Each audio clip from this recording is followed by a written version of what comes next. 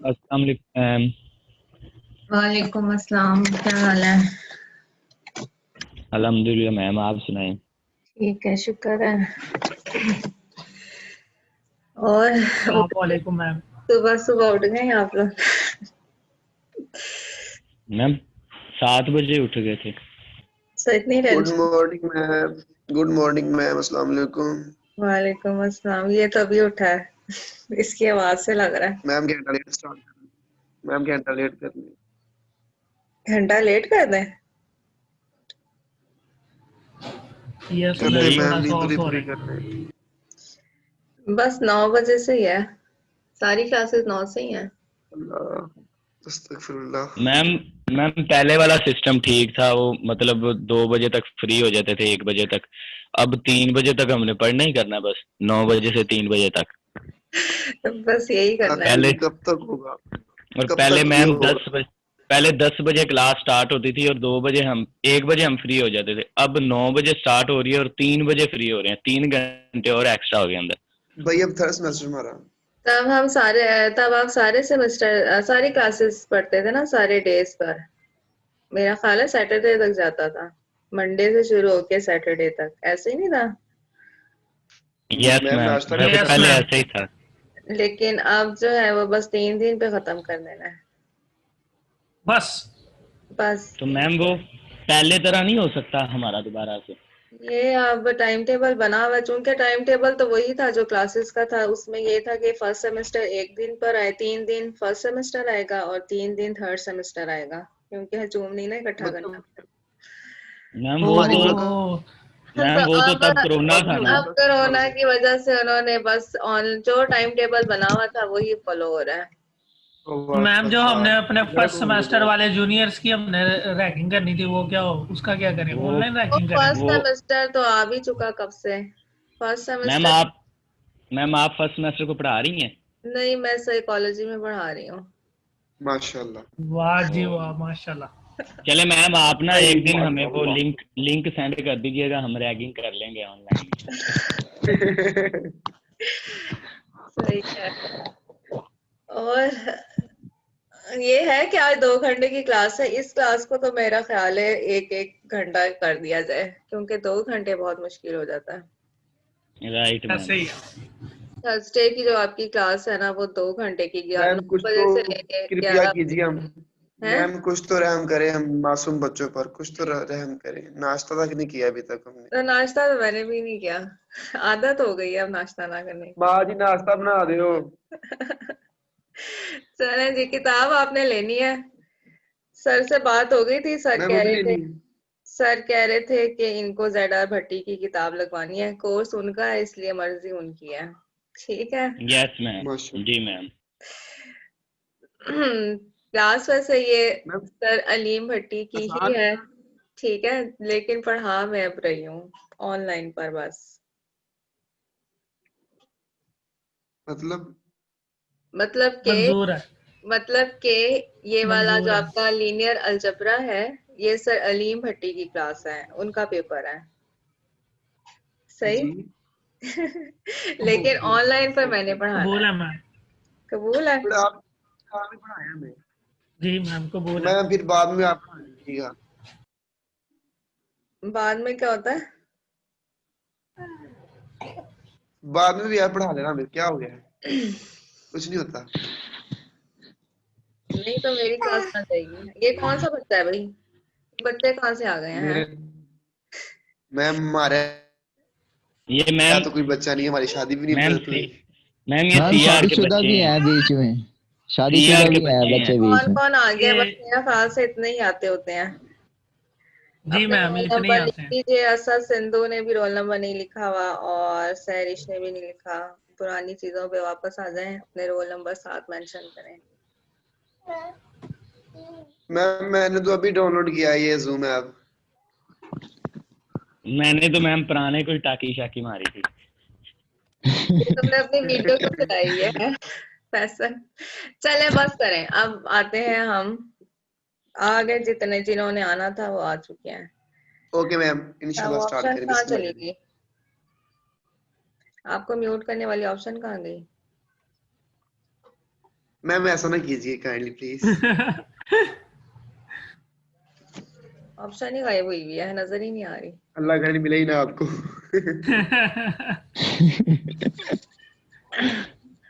यहाँ से आएगी ना, पार्टिसिपेंट से आएगी। याद आ गया मुझे, ऐसा मैं भूल मैम भूल जाए, ऐसे नहीं होता। म्यूट ऑल आ गई, आ गई, आ गई। ऐसा नहीं चलेगा।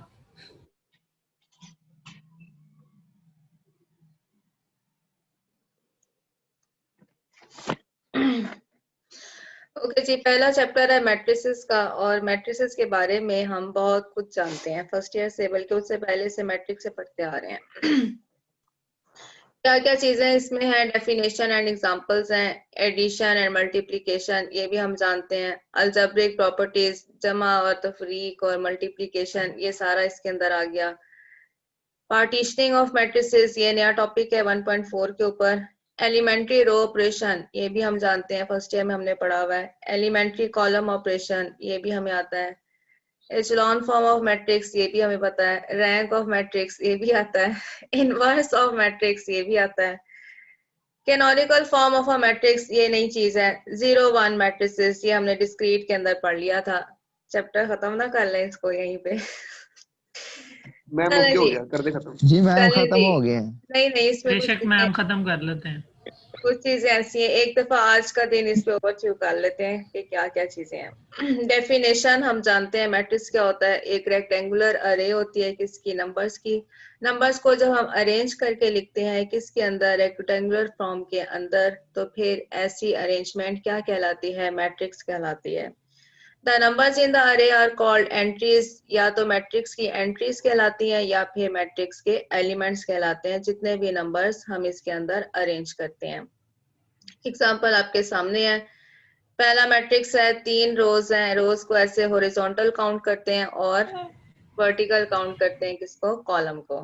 तो कॉलम। पहला मैट्रिक्स जो है उसमें 3 रोज और 2 कॉलम है।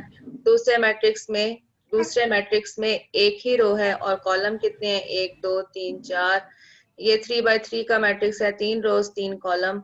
इसमें एक कॉलम है और 3 रोज हैं, और इसमें एक ही रो है और एक ही कॉलम एक ही है। कॉलम। ठीक है जी, ये पुरानी चीजें हमारी हैं।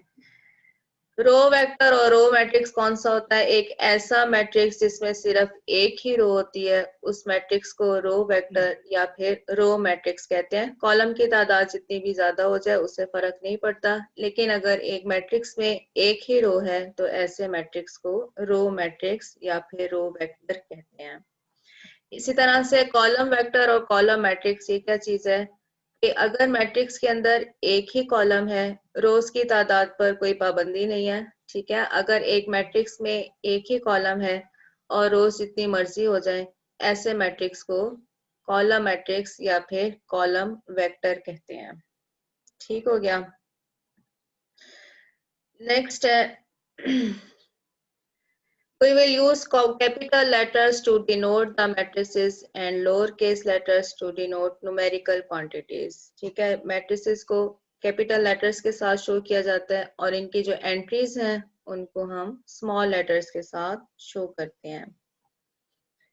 नेक्स्ट है मैट्रिक्स की जो एंट्रीज हैं वो रियल नंबर भी हो सकते हैं और कॉम्प्लेक्स नंबर भी हो सकते हैं। ठीक है, रियल नंबर पर है तो ये रियल मैट्रिक्स कहलाएगा, और अगर कॉम्प्लेक्स नंबर एक भी आ जाता है मैट्रिक्स के अंदर तो ऐसा मैट्रिक्स कॉम्प्लेक्स मैट्रिक्स कहलाता है।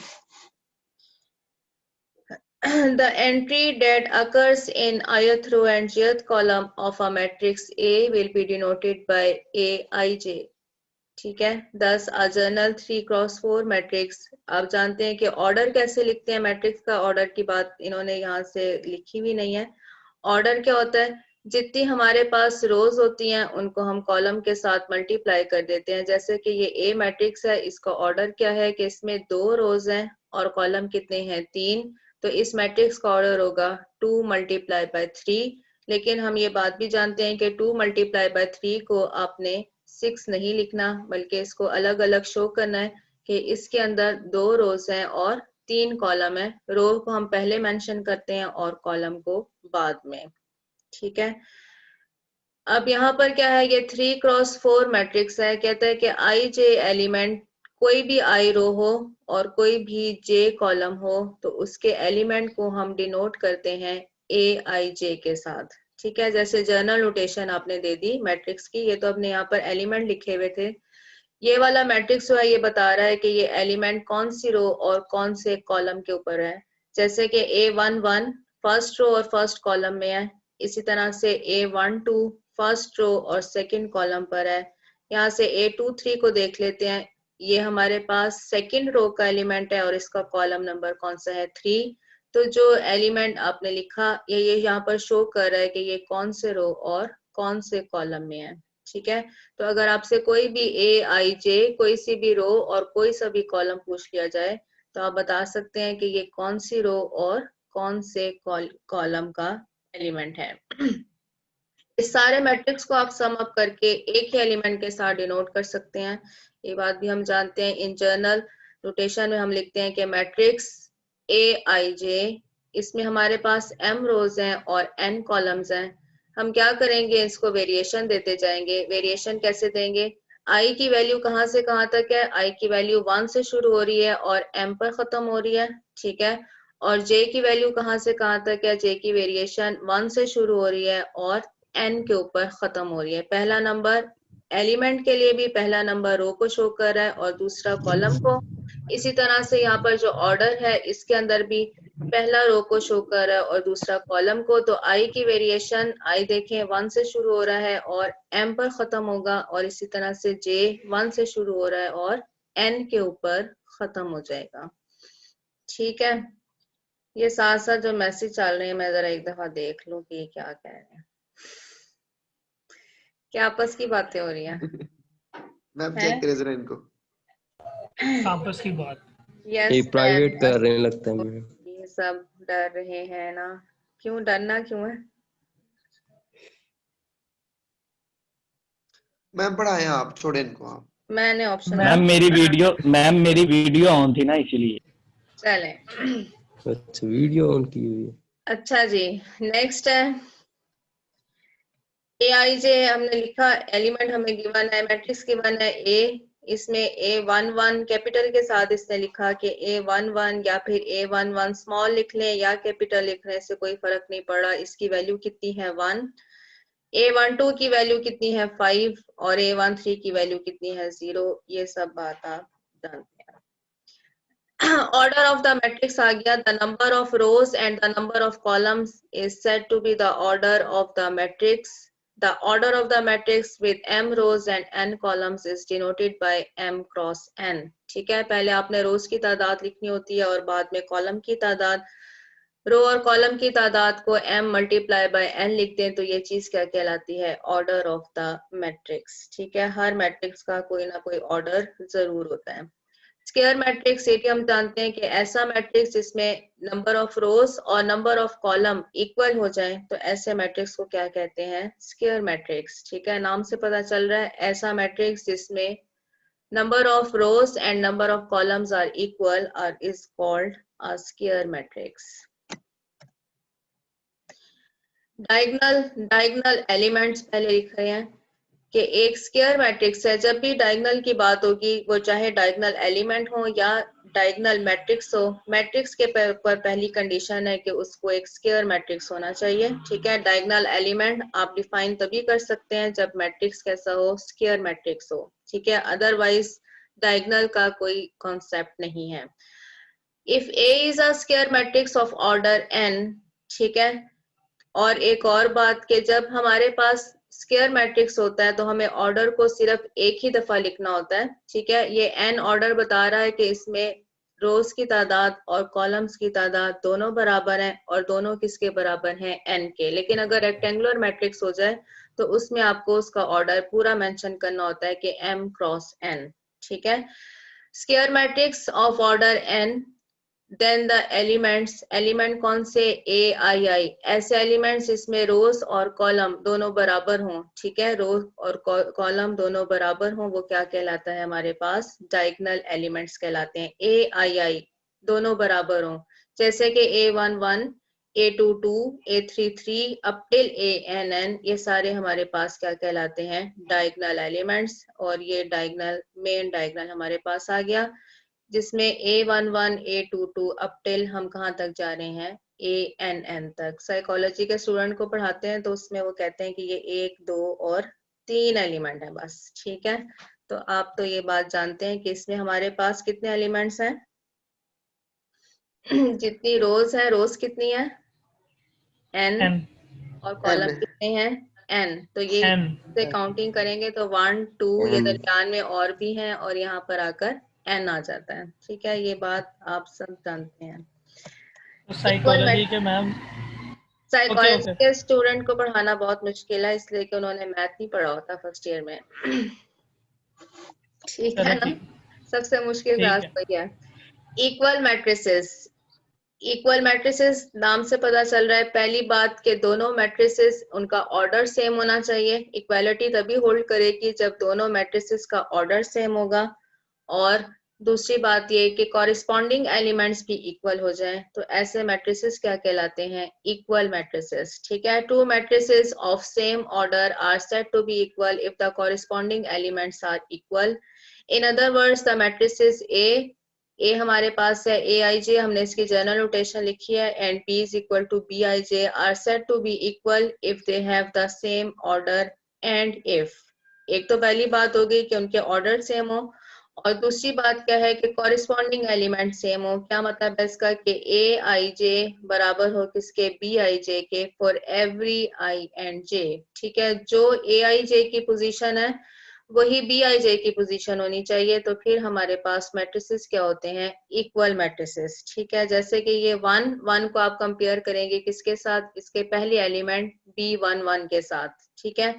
ये A12 है, इसको कंपेयर करेंगे किसके साथ, B12 के साथ। अगर ये वैल्यू सेम आती है, जैसे कि ये 12 है और यहाँ पर भी 29 में से 17 गया तो 12 ही आया, तो ये दोनों एंट्रीज सेम हैं। इसी तरह से A13 को कंपेयर करेंगे किसके साथ, B13 के साथ। कॉरिस्पॉन्डिंग एलिमेंट्स अगर इक्वल हो जाते हैं और साथ में ऑर्डर भी इक्वल है, तो फिर ऐसे दो मैट्रिसेस इक्वल मैट्रिसेस कहलाएंगे। नल मैट्रिक्स और जीरो मैट्रिक्स, ये भी हम जानते हैं कि ऐसा मैट्रिक्स जिसमें सारे एलिमेंट्स जीरो के बराबर हों नल मैट्रिक्स कहलाता है। इसको हम कैपिटल O के साथ शो करते हैं। ये शो करता है कि हमारे पास एक ऐसा मैट्रिक्स है जिसमें सारे ही एलिमेंट्स जीरो हैं। अब इस मैट्रिक्स के लिए स्क्वायर मैट्रिक्स होना जरूरी नहीं है। जैसे आप देख रहे हैं कि यहाँ पर ऑर्डर हमारे पास कितना है, 2 × 3, ये 2 ऑर्डर का है, ये स्क्वायर हो गया। ये हमारे पास कॉलम है, ये सारी एंट्री जीरो है इसलिए ये नल मैट्रिक्स है। इसी तरह से ये हमारे पास रो मैट्रिक्स है, सारी एंट्री जीरो है इसलिए ये हमारे पास नल मैट्रिक्स कहलाएगा। स्केलर मैट्रिक्स डायगोनल से ही अगली एक स्टेज आ जाती है, ठीक है। स्क्वायर मैट्रिक्स ए, डायगोनल में क्या होता है, डायगोनल मैट्रिक्स हमारे पास होता है कि जो डायगोनल के एलिमेंट्स हैं उन पर हमारे पास कोई भी नॉन जीरो नंबर आ सकता है, ठीक है। यहाँ पर 1 आ सकता है, यहाँ पर 2 आ सकता है, यहाँ पर हमारे पास 0 आ सकता है। कम से कम एक एलिमेंट नॉन जीरो होना चाहिए डायगोनल का, उसके अलावा तमाम एंट्रीज क्या होनी चाहिए, zero.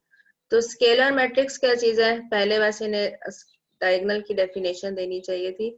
A square matrix is said to be scalar if, क्या कंडीशन है कि डायगोनल के जितने भी एलिमेंट्स हैं वो सेम हों, ठीक है। जैसे यहाँ पर k है, ये भी k है, so on up till k, और डायगोनल के अलावा जितने भी नॉन डायगोनल एलिमेंट्स हैं वो किसके बराबर होने चाहिए, जीरो के बराबर, ठीक है। तो ऐसा मैट्रिक्स क्या कहलाएगा, स्केलर मैट्रिक्स। जैसे कि यहाँ पर 3 और 0 ये दोनों एंट्री सेम है, बाकी सारे 0। ये 3/3 का मैट्रिक्स है, यहाँ पर सारी डायगोनल के एलिमेंट सेम है, 5 हैं, और इसके अलावा तमाम एंट्रीज क्या है 0। ये 4 ऑर्डर का है, इसमें क्या है डायगोनल की सारी वैल्यूज 2 हैं, और इसके अलावा सारी बाकी जितनी नॉन डायगोनल वैल्यूज हैं वो कितनी है 0।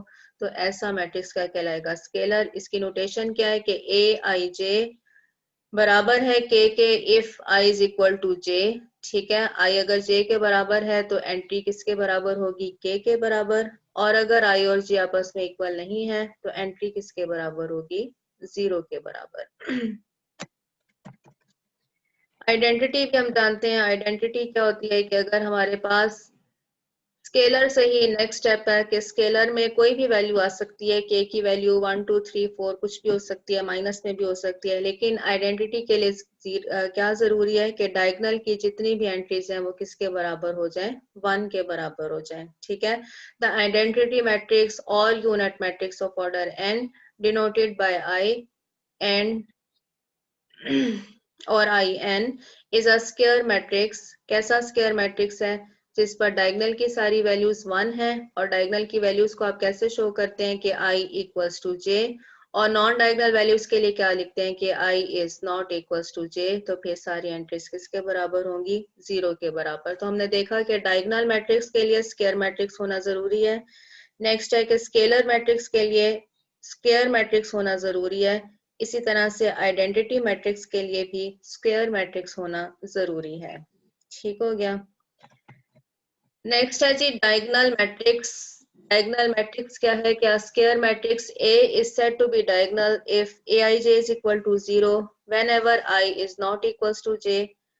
The definition says that each non-diagonal element of a diagonal matrix is 0 while the diagonal elements may or may not be 0। ठीक है, यहाँ पर इन्होंने कंडीशन सही नहीं लिखी है, कंडीशन होनी चाहिए कि at least one entry on the diagonal is non-zero। ठीक है, यहाँ पर देखें आप 5 और 3 लिख रहे हैं डायगोनल पर, यहाँ पर 3 की जगह 0 आ सकता है। ठीक है, एटलीस्ट 1 दो हमारे पास डायगोनल की वैल्यूज है, इनमें से कम एक को नॉन जीरो होना चाहिए। ठीक है, जैसे कि अगले में ये यही काम कर रहे हैं कि 7 और 5 लिखा, यहाँ पर इन्होंने 0 डाल दिया, तो दो वैल्यूज ऐसी हैं जो नॉन जीरो हैं और एक 0 है। जो यहाँ पर इन्होंने ये डेफिनेशन लिखी है कि मे और मे नॉट, तो इसका मतलब ये बन रहा है कि यहाँ पर सारी वैल्यूज भी 0 हो सकती हैं। यहाँ पर मे और मे नॉट नहीं आना चाहिए, बल्कि आना चाहिए कि at least 1।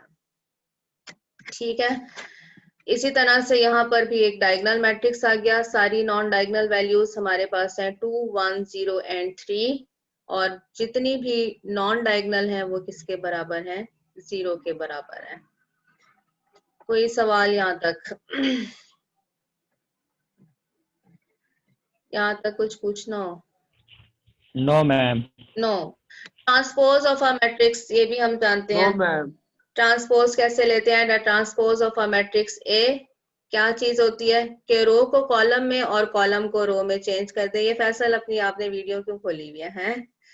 The transpose of a matrix A is an other matrix obtained by interchanging the rows and column। रो को कॉलम में और कॉलम को रो में चेंज कर दें तो जो मैट्रिक्स रिजल्टिंग आता है वो क्या कहलाता है? डायगोनल। अगर मैट्रिक्स A का ऑर्डर m क्रॉस n है तो A ट्रांसपोज का ऑर्डर क्या होगा? n पहले आ जाएगा और m बाद में आ जाएगा। ठीक है, जैसे कि ये 1 5 3 0 इसका पहला कॉलम है, तो ट्रांसपोज में ये इसको क्या होना चाहिए? पहली रो होनी चाहिए। ऐसे मैट्रिक्स को हम क्या कहते हैं? Transpose of a matrix. Yes ma'am. Upper triangular और लोअर ट्रायंगुलर, ये भी हम जानते हैं कि अपर ट्रायंगुलर क्या चीज होती है? जिसके ऊपर डायगोनल के ऊपर ट्रायंगल बनती है वो अपर ट्रायंगुलर होता है। ठीक है, अपर ट्रायंगुलर जैसे कि ये देखें, ये डायगोनल है, मेन डायगोनल 1 5 6 और 10, और इसके ऊपर नॉन जीरो एंट्रीज हैं। नॉन जीरो एंट्रीज मिलकर एक ट्रायंगल बना रही हैं, अपर ट्रायंगुलर आ रही है। और अपर ट्रायंगुलर से नीचे, मेन डायगोनल से नीचे जितने भी एलिमेंट हैं, हाँ, मेन डायगोनल से नीचे जितने भी एलिमेंट्स हैं वो सारे 0 है। मैं समझाती हूँ आपको, ठहर। अच्छा अच्छा अच्छा। आ गई है समझ अब? है? मतलब कि जो डायगोनल होंगे उसके जो नीचे होंगे वो सभी 0 होंगे। ये देखो ना, ये देखो, ये ट्राइंगल बन गई अपर, अभी तो डायगोनल बना है। ये अपर ट्राइंगल बन गई ना। अच्छा अच्छा अच्छा, ठीक है, तो अपर ट्राइंगुलर कहला उल्टा हो रही गया। है। मेन डायगोनल से ऊपर जो ट्राइंगल बनेगी वो अपर ट्राइंगुलर होगी। ठीक है, वो वाली एंट्रीज नॉन जीरो होंगी, उनमें से कम एक नॉन जीरो जरूर होगी। लेकिन डायगोनल से नीचे जितनी भी एंट्रीज हैं वो किसके बराबर हैं? 0 के बराबर हैं। जी ठीक है, इसी तरह ओके से मैम। यहाँ पर भी देख लें, ये मेन डायगोनल है। मेन डायगोनल से ऊपर आपके पास नॉन जीरो एंट्रीज होनी चाहिए, 1 हो जाए 2 हो जाए, इससे आप एक ट्राइंगल ऊपर की तरफ बना सकते हैं। और डायगोनल से नीचे जितने भी एंट्रीज हैं वो किसके बराबर हैं? 0 के बराबर हैं। ठीक है, अब इसको लिखना कैसे है, इसको लिखने का मेथड देखें, यहाँ पर लिखा हुआ है ये देखें जी, क्या है कि if each of it's element below the diagonal is 0, diagonal से नीचे जितने भी एंट्रीज हैं वो 0 हो जाएं। A square matrix A is said to be an upper triangular matrix if, क्या कंडीशन है? Aij is equal to 0। देखें डायगोनल से नीचे जो हमारे पास एंट्रीज हैं वो कौन कौन सी हैं? ये हमारे पास है A21, ऐसे ही है ना, ये A21 है, ये A31 है, ये A32 है, ठीक है, ये A41 है, ये A42 है और ये A43 है। तो क्या कंडीशन आ रही है कि जो रो की एंट्री है, रो हमारे पास जैसे कितनी है इधर 2 और कॉलम कितना है 1, तो 2 इज ग्रेटर देन 1, मतलब कि आई को इस केस पर क्या होना चाहिए? ग्रेटर देन जे होना चाहिए। रो का जो आप सबस्क्रिप्ट देखते हैं वो क्या होना चाहिए? कॉलम से बड़ा होना चाहिए। ठीक है, तो यहाँ पर क्या कंडीशन है कि ये A21 है तो I is greater than J है। इसी तरह से ये A31 है, इसका मतलब क्या है कि I is greater than J। A32 है, I is greater than J। इन सारे एलिमेंट्स के लिए जो यहाँ पर 0 है, क्या कंडीशन है कि I is greater than J। ठीक हो गया तो I ma'am is repeat greater कर दे, देन समझ J। नहीं आई इधर। क्या रिपीट कर दें, समझ नहीं आई मैम। रिपीट कर दें? ठीक है,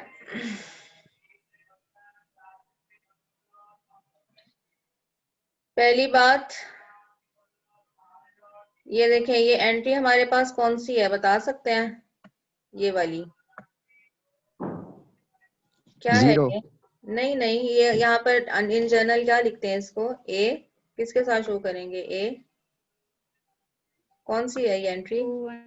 2 1, ठीक है ना, सेकेंड रो और फर्स्ट कॉलम है 2 1, ऐसे ही है। ये वाली यस एंट्री मैम। कौन सी है?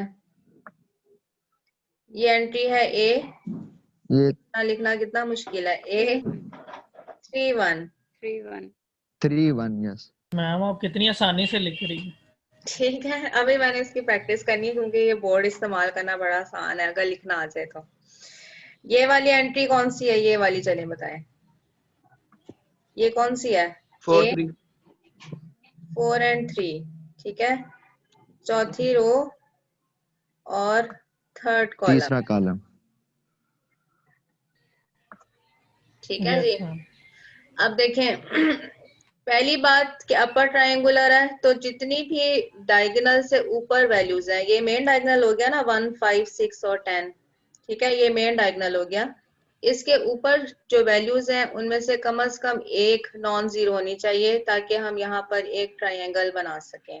ठीक है, डायगोनल से नीचे जितनी भी एंट्रीज हैं वो क्या होंगी? 0 होंगी। अपर ट्रायंगुलर के लिए क्या कंडीशन है कि मेन डायगोनल से नीचे जितनी भी वैल्यूज हैं वो 0 हैं। ठीक है, मेन डायगोनल से नीचे सारी वैल्यू 0 हो गई। कौन कौन सी 0 है? A21 भी 0 है, यहाँ से A31 भी 0 है और A32 भी 0 है, यहाँ से A41 भी 0 है, 42 भी 0 है एंड 43 भी 0 है। ठीक है, तो अब देखें यहाँ पर जो रो को शो करता है वो एलिमेंट कौन सा होता है? आई, ठीक है ना, तो रो को शुरू डिनोट करता है वो एलिमेंट होता है आई और जो कॉलम को डिनोट करता है वो एलिमेंट होता है जे। ठीक है, मतलब कि यहाँ पर आई की वैल्यू कितनी है 2 और जे की वैल्यू कितनी है 1। तो क्या होना 1 चाहिए कि अगर आई ग्रेटर देन जे है तो फिर सारे ए आई जे किसके बराबर होंगे? 0 के बराबर। 0 के। बात जी मैम आई समझ आ बात गई। समझ, ठीक है, कि आई अगर ग्रेटर देन जे है तो फिर जितने भी ए आई जे हैं वो किसके बराबर हो जाएंगे? 0 के 0 बराबर। के। अपर ट्राइंगुलर की ये कंडीशन है, ठीक है। क्लास रनिंग आउट हो रही है, इसलिए टाइम रनिंग आउट है, अपने अगली ज्वाइन करनी है। आज 2 सेशन ही हो जाएंगे, बस बहुत है, 2 घंटे नहीं हम पढ़ सकते। Yes ma'am. नेक्स्ट है, पता भी नहीं चला क्लास कब खत्म होगी मैम। इसका आप ये नेक्स्ट सेशन एक लेना 40 मिनट वाला, फिर उसके बाद क्लास 1। लोअर ट्रायंगुलर मैट्रिक्स क्या चीज है? लोअर ट्रायंगुलर क्या है? क्या a square matrix is said to be lower triangular matrix if each of its elements above the diagonal is 0। ठीक है, ट्रायंगल बनेगी लोअर के ऊपर, इसलिए लोअर ट्रायंगुलर मैट्रिक्स कहलाएगा। अबव द डायगोनल तमाम एंट्रीज किसके बराबर हो जाएंगी? 0 के बराबर। ये तो मिटाया ही नहीं।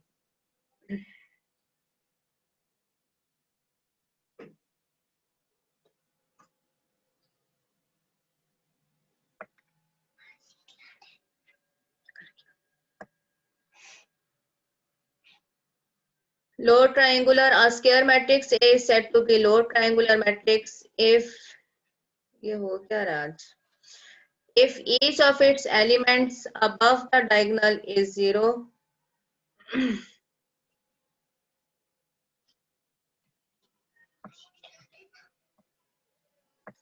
ठीक है, above the diagonal is 0। और क्या कंडीशन आएगी इसमें? इसमें कंडीशन आएगी कि a i j is equal to 0 if i is less than j. क्योंकि आप देखें मेन डायगोनल से ऊपर जितनी भी एंट्रीज हैं उसमें क्या है कि रो को हम आई से शो करते हैं। जैसे कि ये A12 है, A12 का क्या मतलब है कि आई की वैल्यू 1 है और जे की वैल्यू कितनी है? 2। तो A12 में क्या कंडीशन आ रही है? A12 में कंडीशन आ रही है कि I is less then J। ठीक है, इसी तरह से ये कौन सा है? 13, इसमें भी I लेस देन J आ रहा है। ठीक है, तो लोअर ट्रायंगुलर के लिए क्या कंडीशन आई? लोअर ट्रायंगुलर के लिए कंडीशन आई हमारे पास कि ऐसा मैट्रिक्स जिसमें डायगोनल से ऊपर सारी वैल्यूज 0 हो जाएं, तो ऐसा मैट्रिक्स क्या होता है? Lower matrix. और डायगोनल से ऊपर क्या कंडीशन होती है? डायगोनल से ऊपर कंडीशन होती है कि I is less then J। तो I is less then J वाली जितनी भी टर्म्स हैं वो सारी क्या होनी चाहिए? 0 के बराबर होनी चाहिए। Ma'am why I less than J, why? बता तो रही हूँ। ये देखो ना, यहाँ पर ये कौन सा एलिमेंट है? A12 है ना? ठीक है, ये हम देखें ये वाला कॉलम पहला वाइज भी जा सकते हैं, ये वाला हम पहला कॉलम जो, वाइज भी जा सकते हैं ना। हाँ, ये वाला जो पहला अब एलिमेंट रो है वाइज आ रही है ना। ये हाँ रो वाइज, ये A12 है ना? ठीक है, A12 जी का क्या मतलब है कि I की वैल्यू 1 और J की वैल्यू कितनी है? 2। ठीक है, तो I is 2 less than J आ रहा है ना? आ रहा है। इधर भी आ रहा है I is less then J, क्योंकि ये 13 है। ठीक है, मैं पूछ रहा हूँ क्यों? क्यों क्या? ये डेफिनेशन है लोअर ट्रायंगुलर मैट्रिक्स की। डेफिनेशन क्या है कि मेन डायगोनल से ऊपर सारी वैल्यू 0। आई कंडीशन मैम उसने आई छोटा क्यों किया जे से? क्यों किया? ये मैं यार पूछ रहा ये कसर तो कंडीशन नाश्ता है कर यार, यार, रहने दे। बात सुनो असल ना, कंडीशन दी लोअर हुई है ना ये। ट्रायंगुलर मैट्रिक्स क्या होता है? लोअर ट्रायंगुलर मैट्रिक्स वो होता है जिसमें, जैसे तुमने फिर डायगोनल के बारे में क्यों नहीं पूछा कि उसमें ए आई जे बाकी सारे 0 क्यों हो जाते हैं? बिल्कुल ऐसी ही बात यहाँ पर है कि lower okay triangular ma'am. Matrix है, लोअर ट्रायंगुलर मैट्रिक्स है कि डायगोनल से ऊपर सारी वैल्यूज किसके बराबर हो? 0 के बराबर हो, क्योंकि हमने लोअर पर एक ट्रायंगुलर बनानी है नॉन 0 एंट्रीज की। Okay ma'am, got it. Okay ma'am. Next है scalar multiplication, scalar multiple of a matrix. किसी भी मैट्रिक्स को आप क्या कर सकते हैं? एक स्केलर के साथ मल्टीप्लाई कर सकते हैं। ठीक है ना, जानते हैं ना ये बात?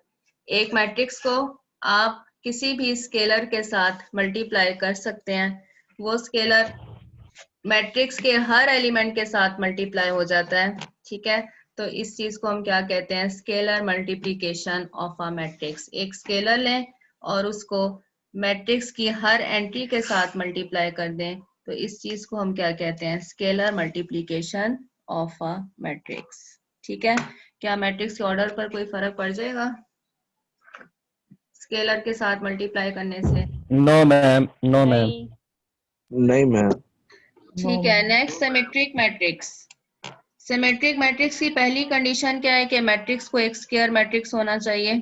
ठीक है, फिर क्या करना है? आपने मैट्रिक्स का ट्रांसपोज लेना है। अगर मैट्रिक्स का ट्रांसपोज ओरिजिनल मैट्रिक्स के इक्वल आ जाता है तो ऐसा मैट्रिक्स क्या कहलाता है? Symmetric matrix. ठीक है, एक ऐसा मैट्रिक्स जिसमें आप ए का ट्रांसपोज लें और वो ए के बराबर ही आ जाए तो ऐसा मैट्रिक्स क्या कहलाता है? Symmetric matrix. ठीक है, इसके लिए लाजमी कंडीशन है कि मैट्रिक्स को क्या होना चाहिए? एक स्क्वायर मैट्रिक्स होना चाहिए। तो क्या कंडीशन आई? ए ट्रांसपोज इक्वल्स टू ए।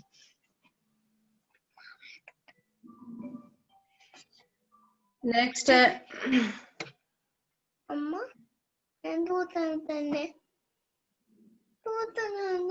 एक मिनट से, ओए माशाल्लाह माशाल्लाह। माशाल्लाह। मेरा बेटा उठ के आ गया, एक मिनट रुकेगा। Very cute, very cute. कमाल हो गया जी, कमाल हो गया। क्या कमाल हो गया सर। अल्लाह करे हमारे भी ऐसे बच्चे हमें उठाए। सही भी उठ तुम्हें भी गया, अल्लाह बच्चे देगा। टेंशन ना लो, हो जाएंगे। अस्तगफिरुल्लाह। मैम मेरा नेट बार बार डिस्कनेक्ट हो रहा है, समझ कुछ नहीं। तो छुट्टी कर। तू मेरा पुत्र छुट्टी कर। तू भी असद के पास आके बैठ जा, उधर सही सिग्नल आ रहे हैं। भाई मैंने अपना नेट लगवाया खुद, मतलब क्या सेल्फ पर लड़ाई लगाया क्यों मैंने। करना शुरू हो गए हो हैं? किस बात का लोगों ने शोर मचाया था? मैम पहला लेक्चर है जूम का और मैं हमारी लाइट चली गई है, 3 बजे आनी है। इतनी बदकिस्मती है हमारी पढ़ाई के वाले से। ये रोज कहीं ना कहीं की लाइट जा रही है। मैम इनकी नीयत ही नहीं है पढ़ने वाली, इसलिए इस नेट तरह भी होता है। चोरी यूज करते हैं। बस ध्यान मैं में तेरा तो साहब। ऐसे ही।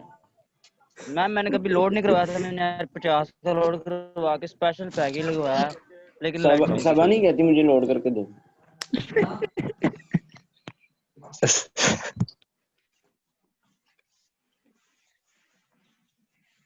अच्छा जी, सिमेट्रिक मैट्रिक्स हो गया कि ए का ट्रांसपोज ए के बराबर होता है। स्क्यू सिमेट्रिक कौन सा होता है?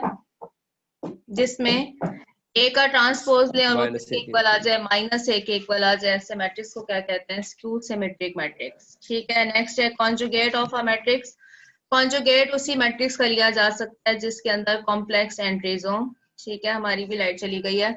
If A is a matrix of complex numbers, then the matrix obtained by replacing the elements of A with their complex conjugate is called the conjugate of the matrix. ठीक है, A के ऊपर आप बार लगा देंगे तो शो करेगा conjugate को, और complex number का conjugate आपको लेना आता है। कॉम्प्लेक्स नंबर का कॉन्जुगेट कैसे लिया जाता है कि आयोटा के साथ अगर प्लस है तो वो माइनस में, और अगर माइनस में है तो वो प्लस में चेंज हो जाता है।